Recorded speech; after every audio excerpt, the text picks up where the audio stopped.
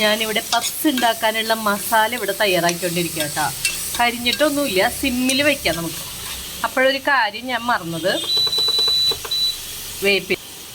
കറിവേപ്പില മറന്നുപോയി.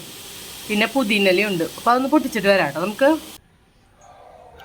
നല്ല കിളുന്ത് കറിവേപ്പില പൊട്ടിക്കാം അല്ലേ. മറ്റത് ഇടണ്ട, വേണ്ട, ഇതിടാം.